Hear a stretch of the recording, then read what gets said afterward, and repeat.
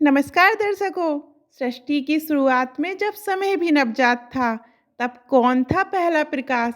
कौन था जो अंधकार को चीरकर जीवन का संचार बना?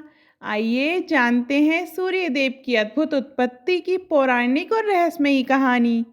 ब्रह्मांड की उत्पत्ति के समय जब चारों ओर केवल अंधकार था, तब ब्रह्मा जी ने संसार की रचना प्रारंभ की।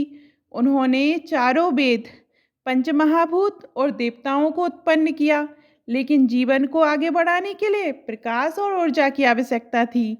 इसलिए ब्रह्मा जी ने एक महान तप किया और उस तप से उत्पन्न हुई एक दिव्य अग्नि ज्वाला, जिससे जन्म हुआ सूर्यदेव का।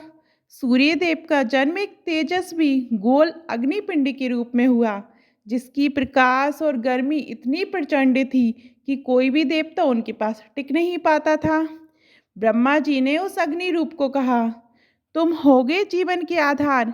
तुम्हारे बिना कोई भी जीव इस पृथ्वी पर जीवित नहीं रह पाएगा। तुम बनोगे आदित्य, यानी आदि से उत्पन्न, और तुम्हें कहा जाएगा सूर्य। कुछ पुराणों में सूर्य देव को महर्षि कश्यप और अदिति के पुत्र के रूप में वर्णित किया गया है। महर्षि कश्यप जो ब्रह्मा जी के मानस पुत्र थे, उनके तेरह तेरह पत्नियों में से एक थी अदिति, जो देवताओं की माता कही जाती हैं। अदिति ने कठिन तपस्या कर एक तेजस्वी पुत्र की कामना की और भगवान विष्णु ने उन्हें वरदान दिया।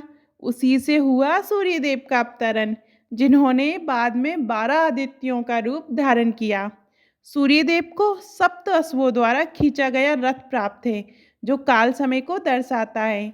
ये प्रतिदिन आकाश में भ्रमण कर अंधकार को हरते हैं और जीवन देते हैं।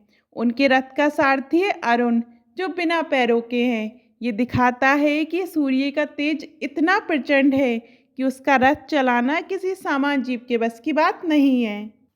सूर्यदेव को प्रत्येक सुबह जल चढ़ाना, आदित्य हृदय स्त्रोत का पाठ करना अत्यंत शुभ माना गया है। वे स्वस्थ, ऊर्जा, आत्मबल और सफलता के देवता हैं। छठ पूजा, संकष्टी चतुर्थी और मकर संक्रांति जैसे पर्व सूर्यदेव को समर्पित होते हैं। सूर्य केवल एक ग्रह नहीं, बल्कि चेतना है। वह ऊर्जा है, वह जीवन है, और उनका प्रकाश केवल बाहर नहीं, भीतर भी उजाला करता है। आपको सूर्यदेव की उत्पत्ति की ये कहानी कैसी लगी, कमेंट में ज़रूर बताइएगा।